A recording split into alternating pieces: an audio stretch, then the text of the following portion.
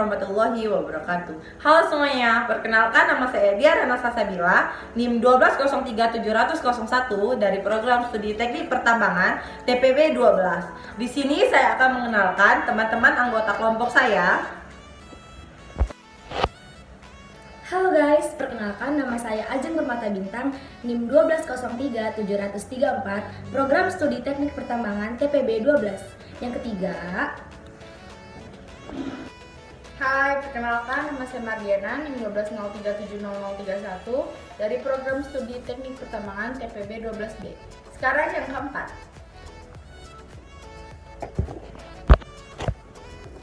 Hai, perkenalkan nama saya Feby Farista dengan NIM 1203739, program studi teknik pertambangan TPB 12.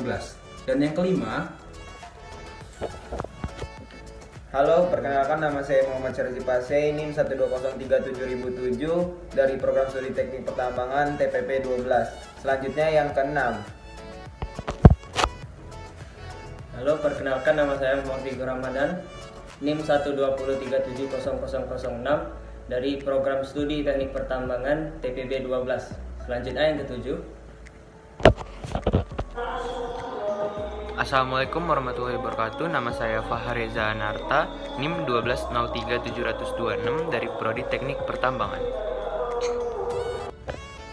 Jadi, udah pada kenalkan sama teman-teman Salsa. Di sini kami telah menciptakan sebuah inovasi baru yang berjudul Jelly Butter Fish Boy.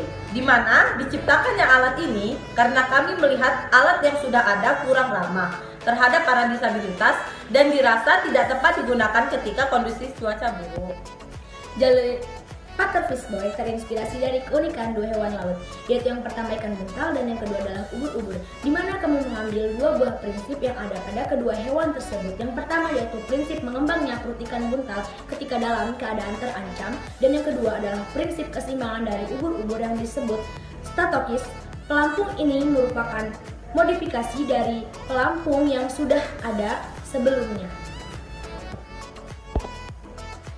Dalam keadaan terancam atau mempertahankan diri dari serangan pemangsa, ikan buntal memiliki adaptasi unik, yaitu dapat menggelembungkan dirinya menjadi lebih besar hingga 3 kali lipat ukuran aslinya. Hal ini dilakukan dengan memompa air atau udara sebanyak-banyaknya dan secepat-cepatnya ke dalam perutnya yang sangat elastis. Air dan udara tersebut dipompa melalui mulut dan insangnya. statokis adalah reseptor sensorik keseimbangan yang ada di beberapa invertebrata air, termasuk ubur-ubur. Statokis terdiri dari struktur seperti kantung yang mengandung massa termineralisasi seperti statolit dan memiliki banyak rambut sensorik yang dipersalak seperti setae. Setiap gerakan yang cukup besar untuk membuat organisme kehilangan keseimbangan menyebabkan statolit menyentuh bulu-bulu kecil yang pada akhirnya mengirim pesan ke otak untuk memperbaiki keseimbangannya. Kedua prinsip tersebut diadaptasi ke dalam pelampung, namun tidak sama persis. Prinsip yang diambil pada ikan buntal adalah perkembangan badannya yang pada dasarnya menyerap air dirubah menjadi menyerap udara melalui dua lubang yang ada di dekat leher. Di dalam pelampung ini ada 6 bilik udara, bagian atas, bawah, kanan, kiri, depan, dan belakang. Ini berfungsi untuk mengadaptasi statokis dari ubur-ubur. Dengan kata lain, ketika pengguna tergeser ke arah lain oleh ombak, maka sensor yang diadaptasi akan secara otomatis menyerap air pada bilik yang arahnya berlawanan dengan dorongan ombak.